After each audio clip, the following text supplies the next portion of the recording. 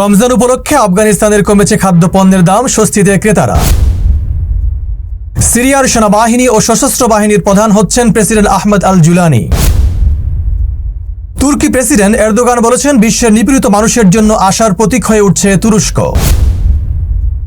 সীমান্ত নিরাপত্তা ইস্যুতে আফগানিস্তানের সঙ্গে পাকিস্তানের বৈঠকের পরামর্শ। বিসমিল্লাহির রহমানির রহিম। আসসালামু আলাইকুম। আপনারা দেখছেন ইনসাফ সংবাদ, সাথে আছে আমি রায়হানুল কাবির। এতক্ষণ দেখছিলেন সংবাদ শিরোনাম, এবার বিস্তারিত। পবিত্র রমজান মাস উপলক্ষে ইমারত ইসলামিয়া আফগানিস্তানের রাজধানী কাবুলে খাদ্যপণ্যের দাম কমেছে, বিপরীতে বেড়েছে বেচাকেনা। এই অবস্থা বজায় রাখতে কঠোরভাবে কাজ করছে কাবুল পৌরসভা কর্তৃপক্ষ।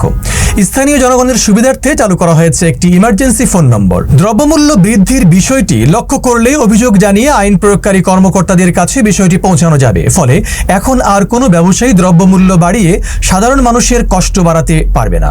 শনিবার সাংবাদিকদের কাবুল পৌরসভার কর্মকর্তা নিয়ামতুল্লাহ বারাকজাই জানান, দ্রব্যমূল্য নিয়ন্ত্রণে বেশ গুরুত্বের সাথে কাজ করছে কাবুল পৌরসভা কর্তৃপক্ষ। বাজারে ডলারের স্থিতিশীলতা থাকায় দাম স্থিতিশীল রয়েছে। সকল নাগরিকের জন্য 155 নম্বরটি খোলা হয়েছে। যদি কেউ দ্রব্যমূল্য বৃদ্ধির বিষয়ে ন্যূনতম অভিযোগ জানায়, তাহলে মাঠে থাকা আমাদের কর্মীরা তাৎক্ষণিক যথাযথ ব্যবস্থা গ্রহণ করবে। কাবুল বাজারের ইদ্রিস নামে এক দোকানদার বলেন, রমজানের প্রথম দিন থেকে আগের তুলনায় আরো বেশি ক্রেতারা মার্কেটে আসতে শুরু করেছেন। তারা বিভিন্ন দোকান থেকে কেনাকাটা করছেন। আব্দুল গনি নামের আরেক দোকানদার বলেন, নিত্য প্রয়োজনীয় জিনিসের দ্রব্যমূল্য হাতের নাগালে রয়েছে।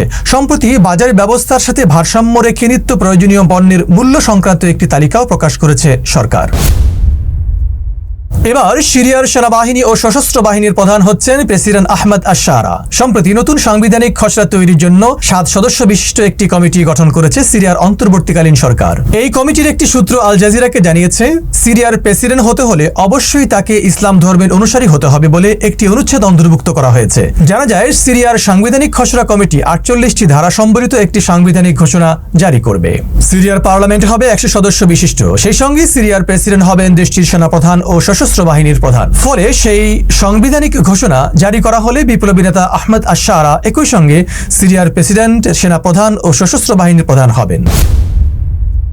তুরস্কের প্রেসিডেন্ট রজব তাইয়িপ এরদোগান বলেছেন, আজকের তুরস্ক শক্তিশালী, কার্যকরী এবং প্রতিটি ক্ষেত্রে দীর্ঘ প্রসারী প্রভাব রাখছে। এই দেশ এখন কেবল নিজের জনগণের জন্য নয়, বরং বিশ্বের নিপীড়িত ও বঞ্চিত মানুষের জন্য একটি আশার প্রতীক হয়ে উঠছে। সম্প্রতি রমজানের শুরুতে ইস্তাম্বুলে আয়োজিত একটি ইফতার অনুষ্ঠানে তিনি একথা বলেন। প্রেসিডেন্ট এরদোগান বলেন, তুরস্ক এখন বিশ্ব রাজনীতির নীরব পর্যবেক্ষক নয়, বরং একটি পাকা খেলোয়াড় হিসেবে আবির্ভূত হয়েছে। প্রেসিডেন্ট এরদোগান আরও বলেন, তুরস্কের বিরুদ্ধে যে কুটিল গোপন ষড়যন্ত্র চলছে তা আমরা ব্যর্থ করে দিচ্ছি।